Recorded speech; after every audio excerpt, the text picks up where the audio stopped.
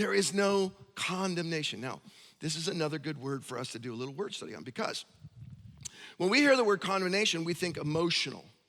When we hear, I feel condemned, that means I feel guilty, I have regret, I have a negative emotion. So we look at this word and we think it's about, because of Jesus, I no longer get negative emotions. This is how we read this verse, and it's a completely wrong way to read the verse. And what happens to people is if they understand condemnation in this emotional perspective, what's gonna happen is they meet Christ, they go to church, they start reading their Bible, they start actually trying to engage with God, and then what happens is they feel a negative emotion. They're like, oh no. I have condemnation. Maybe I don't have the real thing. Christians feel regret, guilt, shame. And if you're not a non-Christian, you may not get, but us Christians, you're not supposed to be emotionally perfect. This is not the word negative emotion in the Greek. It's the word legal punishment. Have we got any law enforcement people here, dispatch, sheriff, police, anyone at all? So you guys understand. Let me ask the question a different way. Who here has ever been arrested? No, don't raise your hand, don't. Especially you, Mark. I don't want to know. I just don't want to know. Okay, listen to me. Here's how arrest works. Don't ask me how I know this.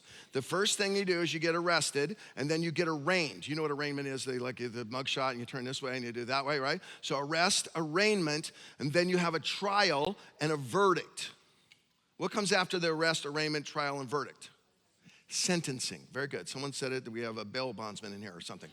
Okay, sentencing, right? What does the judge say at sentencing if you're guilty? He says, I condemn you to life imprisonment, the electric chair, this fine, this penalty, this, I condemn you to. This is what he says. This is that word.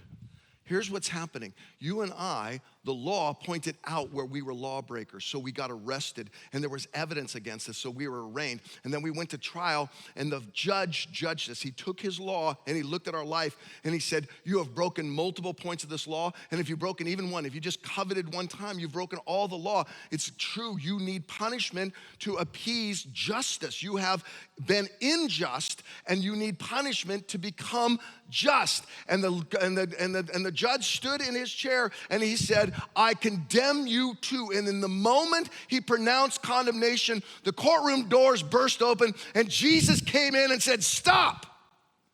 There is no punishment for this one. He's mine, and I have already paid the punishment for him. That's this. It's not that you never have a negative emotion. It's that on your trial day, Jesus showed up and said, I got you. I did this.